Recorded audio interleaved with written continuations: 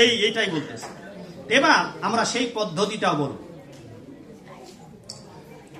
চলুন, যদি আমরা নরকে যেতে না চাই, যদি আমরা এই পৃথিবীতে যাতায়াত না করতে চাই, যদি আমরা বৈকুণ্ঠে যেতে চাই, তাহলে আমাদের 4টি নিয়ম পালন করতে হবে। আর যদি আমরা 4টি নিয়ম পালন করার মধ্য দিয়ে ভগবানের ভক্ত হতে পারি, তাহলে এই যে একটা গীতা বাবা, কি নাম তোমার? অনিক। কতগুলা শ্লোক আছে বাবা? 700। মা সবাই জেনে নিন, যারা জানেন না, গীতায় আছে 700 শ্লোক। এই 700 শ্লোকের মধ্যে পরের প্রশ্নটা দেখো তো, চেষ্টা করো তো উত্তর দিতে পারা জানা আছে কিনা। গীতা 700 শ্লোক, কৃষ্ণ কতগুলো বলেছে? কৃষ্ণ 574টি। কৃষ্ণ বলেছে 574টা। এই তো আপনারা সবাই মুখস্থ করেছেন। মুখস্থ না করলে এখন তো শুনতে পাবেন। হ্যাঁ, অনলাইনে সার্চ দিলে বক্তৃতা অনেকে বলে 574টা। এইবার 574টা শ্লোকের মধ্যে 1 ডজন শ্লোক। কয়টা? 1 ডজন মানে 12টা শ্লোকে ভগবান প্রতিজ্ঞা করেছেন। কি প্রতিজ্ঞা করেছেন? আমি আমার ভক্তকে রক্ষা করব, আমি আমার ভক্তকে রক্ষা করব, রক্ষা করব, রক্ষা করব, রক্ষা করব, রক্ষা করব। তোমরা আমার ভক্ত হও, আমার পূজা করো, আমাকে নমস্কার করো, তোমার মন দিয়ে আমাকে ডাকো, তোমার মন দিয়ে আমার আরাধনা করো, তোমার মন দিয়ে আমাকে প্রণাম করো, তোমার মন আমাকে আত্মসমর্পণ করো। আমি সর্ব পাপেভ্যো মোক্ষয়িষ্যামি মা শুচঃ। আমি তোমাকে সমস্ত পাপ থেকে মুক্ত করব। 12 বার, 1 ডজন বার প্রতিজ্ঞা করেছেন। মা ভয়, মা ভয়, কোনো চিন্তা করো না, ভয় পেও না। মা শুচঃ, দুশ্চিন্তা করো না। কন্তে প্রীতি জানহি নমে ভক্ত প্রণশ্যতি। হে অর্জুন, তুমি জগতে ঘোষণা দাও যে আমার ভক্তের কখনো বিনাশ হয় না, বিনাশ হবে না, না না না। এই জন্য বাংলা একটা প্রবাদ আছে যে রাখে কৃষ্ণ, সবাই জানেন বাবা, রাখে কৃষ্ণ। এইটা আমরা ঠোঁটস্থ, মুখস্থ, কণ্ঠস্থ, কিন্তু এইটা যদি হৃদয়স্থ হতো, তাহলে আজ আমরা সবাই কৃষ্ণ ভক্ত হতে পারতাম। জানি এটা রাখে কৃষ্ণ মারে কে, আর একটু একটা ধমক দিলে ইন্ডিয়া পাও। মুখস্থ কিন্তু রাখে কৃষ্ণ মারে কে। বিপদের সময় ওটা ভুলেই গেলেন মুখস্থ বিদ্যা। ওই শেষে টিয়া পাখিকে যদি রাধে রাধে বলতে শেখা হয়, আর যদি কৃষ্ণ কৃষ্ণ তা বলবে, কিন্তু যদি ওটাকে বিড়ালে ধরে তখন কি রাধে রাধে কৃষ্ণ কৃষ্ণ বলবে নাকি ট্যাক ট্যাক ট্যাক ট্যাক ট্যাক। আমরা এই সময়টায় বলবো রাখি কৃষ্ণ মারে কে, আর বিপদে বললে ওরে বাবরে বাবরে পালাই বাসি। ভগবান কি ভুলে গেলেন? এইবার রাখে কৃষ্ণ মারে কে, যদি আমি এই গল্পটি আমার হাজার হাজার বক্তৃতায় বলেছি, তো আজও বলি, যারা শুনেছেন এই গল্পটি আমার, আজও নতুন করে শোনো। চলুন আমরা কিছুক্ষণের জন্য এই ভাগবত আসর থেকে মা পবিত্র কুরুক্ষেত্রে যাই। হয় মা শোনো, মাগো কথা বলবেন না মা, কারণ কথাগুলো তো আমি দ্রুত ঝড়ের বেগে বলছি, ভুলে যাবেন। চলুন আমরা মহাভারতের কুরুক্ষেত্রে যাই, যেখানে পাণ্ডব আর কৌরব সেনাদের সামরিক যুদ্ধ। যুদ্ধ শুরু হয় নাই, যুদ্ধ হবে এইটা সবাই জানতে পেরেছে। বৃক্ষলতা তরুরাজি, মানুষ তো জানি, পশু পাখিরা পর্যন্ত জেনেছে। একদিন ওই মাঠ থেকে সব পাখি পশুরা চলে যাওয়া শুরু করছে, কিন্তু 2 স্বামী স্ত্রী বসে গল্প করছে। বউকে স্বামী পরামর্শ দিচ্ছে, ওগো বউ, আর কদিন পর এই কুরুক্ষেত্রের মাঠে ভীষণ যুদ্ধ শুরু হবে, চলো আমরা এই যুদ্ধ শুরু হওয়ার আগে আমরা পালিয়ে যাই। বলে কোথায়? কেন? বলে ভয়ঙ্কর সামরিক যুদ্ধ হবে, এই যুদ্ধে আমরা কেউ বাঁচবো না, তাই মরার থেকে এখান থেকে পালিয়ে যাওয়া ভালো।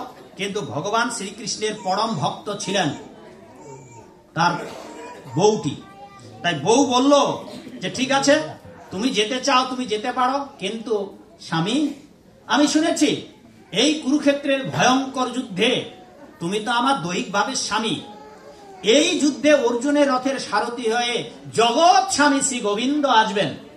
যদি আমাকে মরতে হয়, আমি জগৎ স্বামী শ্রী গোবিন্দকে দর্শন করেই মরতে চাই। ওই মা, কেন মা গো, কেন মা, কেন? আমি তো গল্প বলছি, আর আপনারা যেগুলো গল্প বলছেন ওগুলো তো বাড়িতে গিয়েও করতে পারবেন। একটু সাইলেন্ট থাকুন না মা, নিজে শুনতেছেন না, আবার অপরেরও ডিস্টার্ব করছেন, সেই সাথে আমাকে সবচেয়ে ডিস্টার্ব করছেন। কারণ আমি তো প্রথমেই বলেছিলাম বক্তা হলে বুঝতে পারবেন মাইকটা কিরকম হাত দরকার। তেমনি করে কথাগুলো কানে আসলে যে কি যন্ত্রণা দেয়, আমি কথা মনে করব আপনাদের শোনাবো নাকি আপনাদের কানের সাউন্ডগুলো শুনবো? তো যাকে ক্ষমা করবেন, শুনুন কাহিনীটি। এই কাহিনীটি আপনাদের এ জন্মে পরজন্মে কোটি জন্মেও লাগবে। একটা কাহিনী সারা জনম ভরে লাগবে। এখানে বহু শিক্ষা আছে এই কাহিনীটার মধ্যে। এবার তার স্ত্রী, দুটো পাখি চঞ্চলা চপলা, হ্যাঁ সবাই আমরা দেখেছি গ্রাম বাংলায় ঘুরে বেড়াই পাখি দুটো, টুনটুনি পাখি, হ্যাঁ খুব চঞ্চল, চড়ুই বাবুই থেকে ছোট মা। এই দুই পাখি স্বামী এবং স্ত্রী দুইজনে বলে গাছের ডালে দুইজনে বসে গল্প করছে। স্বামী বলছে চলো পালাই, বউ বলছে না, জগৎ স্বামী শ্রী গোবিন্দ রথে নিয়ে এখানে আসবে অর্জুনের সারথি হয়ে, আমি জগৎ স্বামী শ্রী গোবিন্দকে দর্শন করে মরতে চাই। এই কুরুক্ষেত্রের মাঠ ছেড়ে আমি কোথাও যাব না। এদিকে স্বামী স্ত্রী টুনি পাখিকে বললেন, ওরে বউ, এমনি কি আর বলে নারী জাতির মাথায় বুদ্ধি কম? ওরে বউ, আমিও জানি কৃষ্ণ অর্জুনের রথের সারথি হয়ে, মাটা পড়ে যাচ্ছে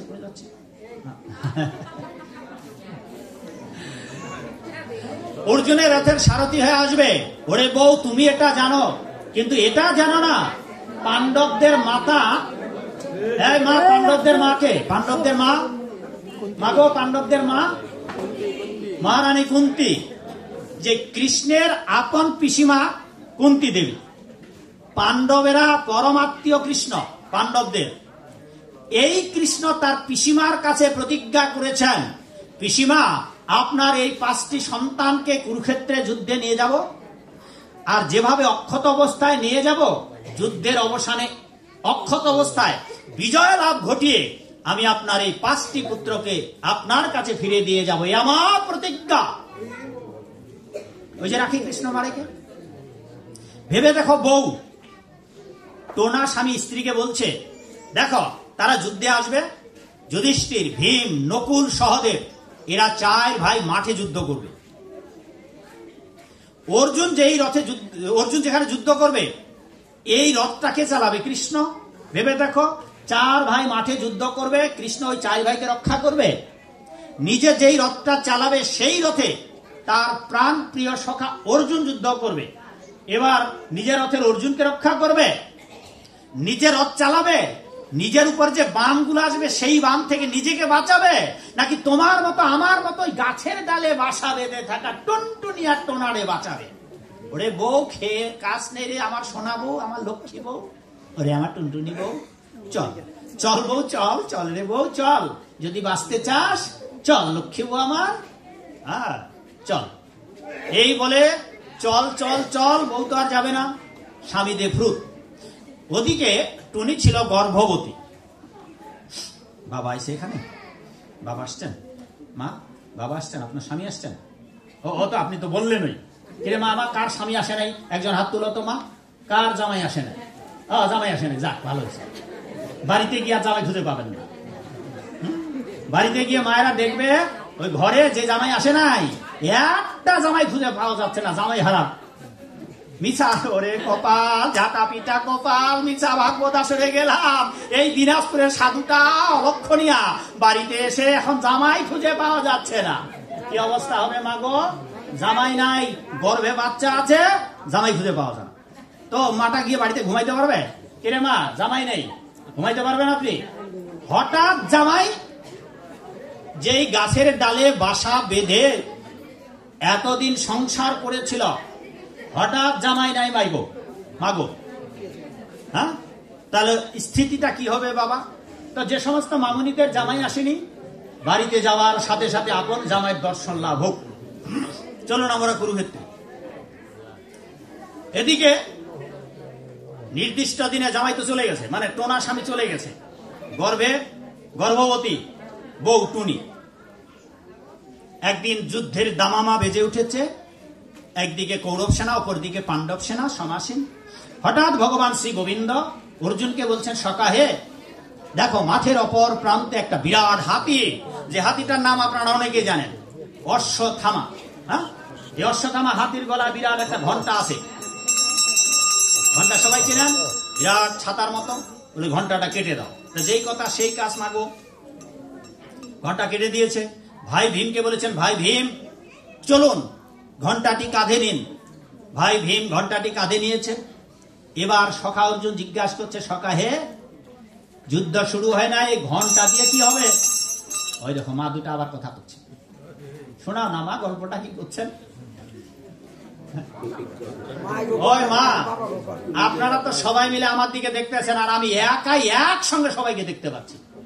সুতরাং কারা ঝিমুচ্ছেন আর কারা কথা বলছেন আমি তো এমন করলেই দেখতেছি সবাইকে। তা আমার পিছিয়ে চালাকি করতে পারবেন না, কেন বারবার আপনারা ডিস্টার্ব করছেন? মাগো ক্ষমা করবেন। তো যে কথা বলতেছিলাম, এরপর কিন্তু টিকি গরম হয়ে যাবে। কিন্তু ওই যে আসার সময় মা দুটা বলেছে আমাকে বলেছে যে আপনার মেজাজ ওড়া, এখন আসল রূপখান তো দেখাই নাই মাগো, আর সেই আসল রূপটাও দেখাতে চাই না, নকলটাই দেখিয়ে যাই। এবার আবার যদি আসি সেই দিন হবে আসল রূপখানা। তো যাকে এবার ঘন্টা দিয়েছে, ঘাড়ে দিয়েছে। অর্জুন জিজ্ঞাসা করেছে, কৃষ্ণ বলতেছেন আমার এক পরম ভক্ত আছে মাঠের প্রান্তে, ওই যে দেখো গাছ, ওদিকে কি হয়েছে বাবা? ওদিকে স্বামী চলে যাওয়ায় বিরোহিনী কাতরা, নিজের দৈহিকভাবে সম্পর্কিত স্বামী টোনা চলে গেছে বাবা। ওদিকে জগৎ স্বামী শ্রী গোবিন্দ কবে মাঠে আসবে সেই প্রতীক্ষায় গাছের ডালের বাসা থেকে টুনি এবার মাটিতে নেমেছে। কুরুক্ষেত্রের মাঠে নেমে ডানা দিয়ে একটা ধুলি ধূসরিত জায়গা গর্ত করে মা ওখানে খড়কুটা জোগাড় করে বসবাস করছে। নির্দিষ্ট দিনে ভগবান কৃষ্ণ এসেছেন, আর ওই ঘন্টা কাটা শুরু হয়ে ঘন্টা কেটেছেন। ভীম ভাই ঘন্টা কাঁধে নিয়েছেন। অর্জুন জিজ্ঞাসা করেছেন, উত্তরে ভগবান বললেন, চলো মাঠে চলো। দেখুন, যিনি অঙ্গুলি হেলনে তুড়ি মেরে জগৎ ব্রহ্মাণ্ডকে উদ্ধার করতে পারেন, সেই ভগবান সামান্য একটা তুচ্ছ প্রাণী পাখি যে তার ভক্ত, তাকে উদ্ধার করতে নিজে যাচ্ছেন না মাগো একা। বিশ্বের সেরা দুজন ভক্ত, সেরা দুজন যোদ্ধা ভীম অর্জুনকে নিয়ে যাচ্ছে। যেতে যেতে যেতে গাছতলায় গিয়েছেন, আর ভগবানকে দেখেই টুনি চিনতে পেরে কেঁদে কেঁদে লুটিয়ে পড়েছে গোবিন্দের আঙ্গা চরণে। মা ছোট্ট পাখি বিন্দু বিন্দু চোখের জল ভগবানের চরণে নিবেদন করে বলেছেন, হে নাথ, হে জগন্নাথ, হে অন্তর্যামীন জগৎ স্বামীন প্রভু, তুমি তো আমার সকলেই জানো। দৈহিকভাবে সম্পর্কিত আমার স্বামী টোনা চলে গেছে, আমি আপনার প্রতীক্ষায় এখানে প্রহর গুনছি। কৃপা করে আপনি আমায় মৃত্যুর আদেশ করুন আপনার চরণে, যাতে করে আমি আমার পক্ষী জনম ধন্য করতে পারি। ভগবান শ্রী গোবিন্দ বললেন, টুনি, তোমাকে আরো কিছু কাল এখানে থাকতে হবে। বললেন যে প্রভু, এই ভয়ঙ্কর যুদ্ধে আমি কি করে বেঁচে থাকবো? ভীমের কাঁধে যে ঘন্টাটি আছে, ঘন্টার ভেতরে ঢেকে দেওয়া হবে তোমাকে। ছোট্ট একটা পাখি আর ছাতার মতো ঘন্টা। বাবা ঢাকা যাবে না কি বাবু? ঢেকে দেওয়া যাবে, যে ঘন্টা দিয়ে তোমাকে ঢেকে দেওয়া হবে। ভাই ভীম ঘন্টা দিয়ে ঢেকে দিন। যেই ঘন্টা দিয়ে ঢাকতে গেছে, টুনি বলছে, প্রভু দাঁড়ান দাঁড়ান দাঁড়ান। বলে, কেন প্রভু? কুরুক্ষেত্রের যুদ্ধ কবে শেষ হবে? আর এত বড় ওজনের বিশাল ঘন্টা দিয়ে আপনি যদি আমাকে ঢেকে দেন, তাহলে ওখান থেকে তো বেরেই হতে পারবো না। তা ক্ষুধা তৃষ্ণায় কাতর হয়ে তোমার দর্শনে না খেয়ে তো ঘন্টার ভিতরে আমি মরে যাব প্রভু, তবে তো আমার বৃথা জনম গেল। ভগবান শ্রী গোবিন্দ বললেন, টুনি, তুমি কোনো চিন্তা করো না, কুরুক্ষেত্রের যুদ্ধ কবে শেষ হবে এইটা নিয়ে তোমাকে ভাবতে হবে না। আমার আশীর্বাদে এই ঘন্টার ভিতরে তুমি যতকাল থাকবা, তোমার কোনো ক্ষুধা তৃষ্ণাই লাগবে না আমার আশীর্বাদে। হরে কৃষ্ণ। এইবার ঘন্টা দিয়ে ঢেকে দিয়েছে। গর্ভবতী কিন্তু মনে রাখবেন, দিন যায় রাত যায়, যুদ্ধ চলতেই থাকে। বাবা, যুদ্ধ চলতেই থাকে। আর মামনি বলো দেখি, কোন মামনি ক্লাস হাই স্কুলে পড়ে? একজন হাত তুলো। হাই স্কুলে পড়ে কে? মামনি, তুমি কিসে পড়ো? মা, তোমরা কিসে পড়ো? হ্যাঁ, নিউটন। তুমি জানো কুরুক্ষেত্রের যুদ্ধ কতকাল হয়েছিল মা? মা জানো না? আচ্ছা, ৭১ যুদ্ধ জানো কত দিন হয়েছিল? ওটাকে 2 দিয়ে গুণ করো, কত সংখ্যা হবে? এটা মনে রাখো। কুরুক্ষেত্রের যুদ্ধ হয়েছিল 18 দিন। হিসাব করে রাতে যেহেতু হয়েছিল 17.5, তবু 18 বলা। 18 দিন যুদ্ধের অবসানে মহাভারতের বর্ণনা অনুসারে অর্বুদ হাজার হাজার লক্ষ লক্ষ সৈন্য মারা গেল। পদাতিক, গজারোহী, অশ্বারোহী, রথী, মহারথী সবাই মারা গেল। উভয় পক্ষের মাত্র 11 জন সৈন্য বেঁচে ছিলেন। সবাই, এমনকি ইচ্ছামৃত বরপ্রাপ্ত ভীষ্মদেব, তিনিও সরসজ্জায়। এই জায়গাগুলো এখনো আছে কুরুক্ষেত্রে, যদি যান আপনারা দেখবেন। কুরুক্ষেত্রে সরসজ্জা সাই যেখানে হয়েছিল ওটা সব আছে। যেখানে বান গঙ্গাকে ডেকে এনেছিলেন অর্জুন তীর মেরে মা গঙ্গা দেবী, সেখানেও ওই সরোবর আছে। ভগবান গীতা যেখানে দাঁড়িয়ে দিয়েছিলেন সেই দৃশ্যটা ওখানে আছে। সেই ঐতিহাসিক ভাবে সেই চিহ্নগুলো আজও রয়েছে। ওখানে এত মানুষ মারা গিয়েছিল, ঐতিহাসিকেরা বলছেন যে রক্তের বন্যা বয়ে গিয়েছিল, যার ফলে আজও কুরুক্ষেত্রের মাটি রক্তবর্ণ। সেখানে আবাদ হচ্ছে এখন, আগের দিনের মতো এখন আর মাঠ নেই। অনেক ঐতিহাসিক যদি পৃথিবীর কোনো জায়গা ঘুরতে না পারেন, কেবল ভারতবর্ষ ঘুরলেই গোটা পৃথিবী ঘোরা হয়ে যাবে। কারণ ভারতবর্ষে এত অদ্ভুত অদ্ভুত ঐতিহাসিক ঘটনা আছে যা দেখলে হৃদয় মন প্রাণ ভরে যাবে। এবার যুদ্ধের অবসানে, 18 দিন যুদ্ধের অবসানে, মামুনি মনে রাখো মা, যারা জানেন না, 18 দিন যুদ্ধের অবসানে বাবা আবার ভীমার্জুনকে নিয়ে কোথায়? ওই গাছতলা যেখানে। এবার মামুনি তুমি বলো, ঘন্টা যেদিন ঢেকে দেয় কয়টা পাখি ছিল? একটা। এইবার দেখুন এই 18 দিনের মধ্যে 2টা ডিম পেড়ে ডিমে তা দিয়ে 2টা বাচ্চাও হয়েছে। যুদ্ধের অবসানে ভীমার্জুনকে নিয়ে এবার ওই ঘন্টার কাছে গাছতলায় গিয়েছেন। এবার ভাই ভীমকে বলেছেন, ভাই ভীম ঘন্টাটি তুলে নিন। এরে মামুনি এবার কয়টা পাখি? 3টা, মা আর 2টো বাচ্চা। ভগবান শ্রী গোবিন্দকে ওই যে কথা দিয়েছিল পুনরায় দর্শন হবে, ভগবান শ্রী গোবিন্দকে পুনরায় দর্শন করে টুনি বললেন, হে নাথ, কথা দিয়েছিলে প্রভু, ফিরে এসে এই অভাগিনীকে উদ্ধার করবেন, কৃপা করে আপনি আমায় প্রাণ থেকে আদেশ করুন। ভগবান শ্রী গোবিন্দ দুহাত উঁচু করে বলেছেন তথাস্তু। যেই বলেছেন তথাস্তু, সাথে সাথে টুনি মারা গেছে। টুনি মারা গেলে ওই টুনির মরদেহ থেকে আলোর জ্যোতি বের হয়েছে। আলোর জ্যোতি বের হয়ে সেই জ্যোতি থেকে এক নবকিশোরী, পরমা সুন্দরী, এক বিশ্ব সুন্দরী দেবীর আবির্ভাব হয়েছে। হাত 4খানা। এই বিষয়টা পরে বলবো। যদি মাগো আপনারা গোবিন্দের ভক্ত হয়ে মৃত্যুবরণ করতে পারেন, বয়স হবে 14-15 বছর, দেখতে হবেন মা লক্ষ্মীর মতো। বাবারা যখন মারা যাবেন ভগবানের ভক্ত হয়ে, আপনাদেরও হাত হবে 4খানা, বয়স হবে 14-15 বছরের নিত্য কিশোর কিশোরী। এই বেদনার জগতে আর কোনোদিন আসতে হবে না। সাথে সাথে মরবার সাথে সাথে তিনি নবকিশোরী হলেন।